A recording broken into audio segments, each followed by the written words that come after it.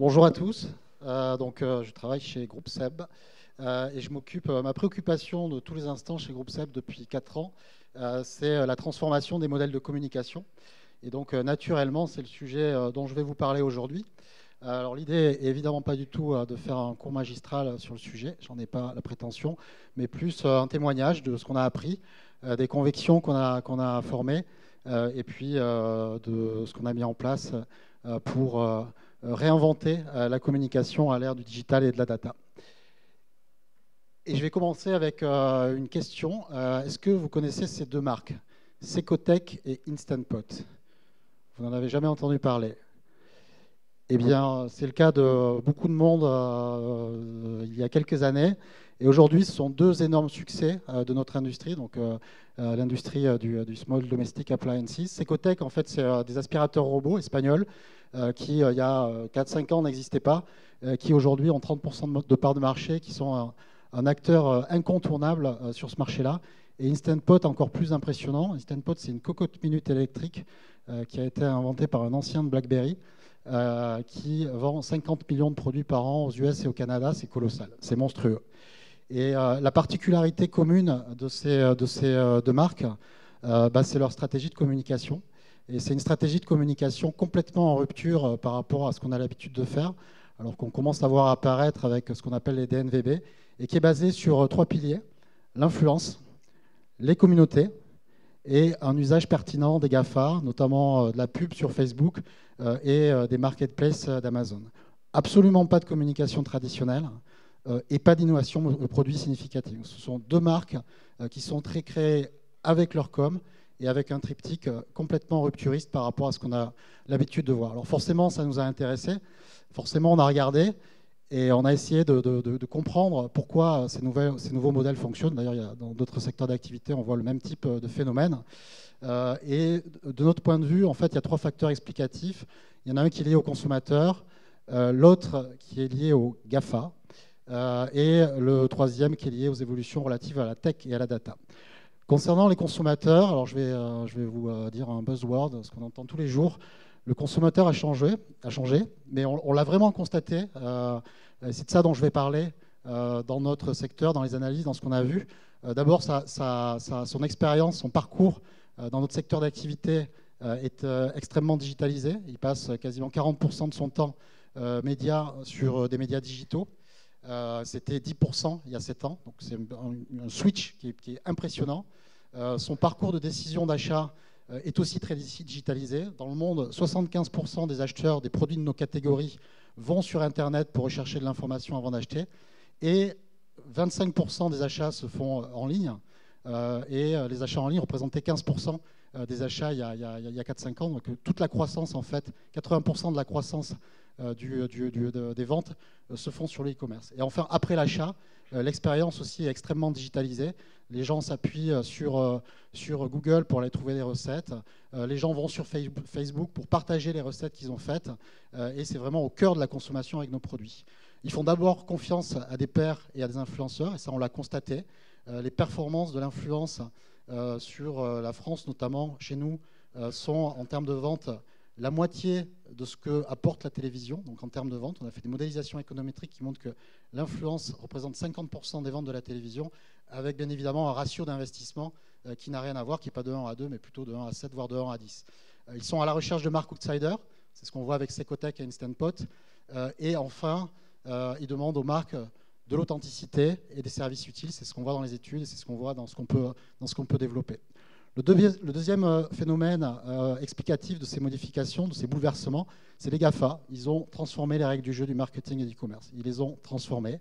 D'abord parce qu'ils réduisent les barrières à l'entrée. Ça coûte beaucoup moins cher de se faire connaître auprès des consommateurs grâce à des ciblages précis. Une question de mindset, mais qui est extrêmement importante et qui contribue à la qualité de leurs produits, c'est que pour eux, le marketing est un sujet business. On a longtemps pensé que le marketing et la communication étaient un monde à part. Non, c'est un sujet business. Et d'ailleurs, le marketing et le commerce convergent. Amazon fait de la pub, Google redescend sur le retail pour une raison très très simple, c'est la data transactionnelle qui va apporter énormément d'efficacité aux solutions marketing et commerce qu'ils vous apportent. Et puis les GAFA, ce n'est pas seulement de la publicité, c'est aussi du social, de l'influence, des communautés. Et on voit à quel point ces nouvelles solutions de communication sont extrêmement efficaces pour la construction des marques et du business. Et le troisième facteur, c'est la tech et la data. Là aussi, il y a eu pas mal de présentations, je pense, ce matin sur le sujet, on n'arrête pas d'en parler. Et là aussi, un chiffre sur IMIA, donc la région Europe.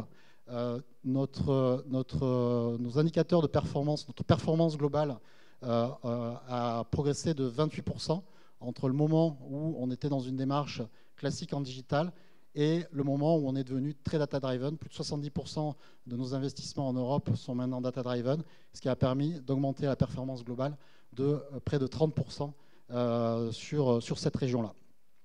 Donc sur la base de ces constats, ce qu'on a essayé de faire, c'est de construire un nouveau modèle de communication. Et en fait, il est basé sur 4 choses. La première, c'est que ce qu'on dit, c'est que ce qu'on pense, c'est que les stratégies de communication sont mortes et qu'on est rentré dans l'ère des consumer journey.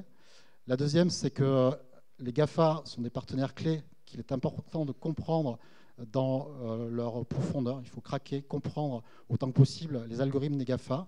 Le troisième point, c'est que le client est le ROI. Le client est une valeur refuge dans cette période de transformation et puis de menaces de plus en plus nombreuses compte tenu de la réduction des barrières à l'entrée. Et le dernier point, qui est peut-être le plus important, c'est qu'il est impératif de mesurer, non pas pour optimiser ou non pas seulement pour optimiser nos investissements, mais aussi et surtout pour apprendre dans ce nouveau monde où on découvre énormément de choses.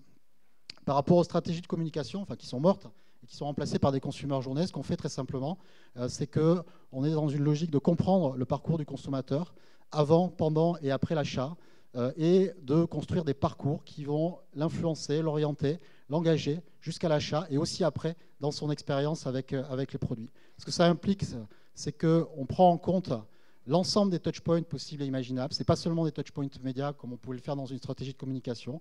C'est certes du média, mais aussi c'est aussi des websites, c'est les applications, c'est le social, c'est le point de vente, c'est le CRM, c'est quand on le peut, c'est plus compliqué techniquement, le packaging. Et l'idée, c'est vraiment d'identifier le rôle que ces touchpoints doivent jouer à chacune des étapes du parcours et faire en sorte qu'ils soient synchronisés entre eux pour engager notre consommateur avant, pendant et après l'achat. Et dernier point, la data est clé pour créer de la valeur. Et donc, il est important de collecter et d'activer de manière systématisée pour être toujours plus précis, toujours plus pertinent dans les propositions qu'on propose à nos consommateurs. Donc ça, c'est le premier point. Le deuxième point, alors il est un peu polémique. On entend beaucoup de critiques autour des GAFA. Mais bon, c'est des partenaires qui sont clés et qu'il est impératif de comprendre. Là aussi, je vais donner des exemples chiffrés. On a constaté, à travers les études qu'on a pu faire, des études de modélisation faites avec Equimetrix, donc tout ce qu'il y a de plus sérieux, c'est que le ROI des GAFA est extrêmement élevé et plus élevé que celui des médias traditionnels, voire beaucoup plus élevé que celui des médias traditionnels. Donc ces gens-là apportent énormément d'efficacité. Donc c'est des gens qui sont extrêmement clés pour nous. Par rapport à ça, je vais faire quelques petits commentaires. C'est des gens qui sont clés. Claude Chaffiot en parlait à l'instant. Je pense qu'il faut les prendre comme modèle, comprendre comment ils ont réussi à créer ces machines de guerre et s'en inspirer. Après, ce qui est important aussi, c'est de se remettre, de ne pas tomber dans la facilité, de se remettre en question régulièrement et d'aller voir les autres acteurs, ce qu'on essaie de faire, probablement pas assez. Donc les Webedia, les Prisma, les TIDS ou autres, ces gens-là qui ont aussi très bien compris les évolutions du moment pour essayer d'être toujours dans les solutions les plus adaptées. Mais les GAFA sont extrêmement importants, et pas seulement pour la pub, aussi pour le social. L'influence est clé, la communauté est clé. Là aussi, je vais vous donner un exemple. Cake Factory, c'est un produit qu'on vient de lancer. C'est une machine à faire des gâteaux avec un résultat garanti. Aujourd'hui, on n'a fait que du social sur ce produit-là, et avec de l'influence, avec de la communauté. On est en rupture de stock dans pas mal d'enseignes. D'autres enseignes comme Amazon nous réclament des produits et on n'a pas encore commencé nos campagnes télévisées. Donc c'est vraiment un canal d'une grande puissance. Autre point, le client et le ROI. Le client nous permet de générer de la data. Le client, il faut l'engager pour le fidéliser.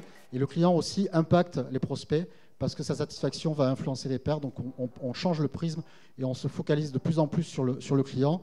Et je suis en train de dépasser le temps. Et le dernier point, extrêmement important, il faut mesurer, notamment grâce à des modélisations, pour optimiser au mieux nos investissements, mais aussi pour apprendre dans ce monde en total changement. Voilà. Merci beaucoup. J'ai été un petit peu rapide à la fin, je suis désolé et je vous souhaite bon appétit.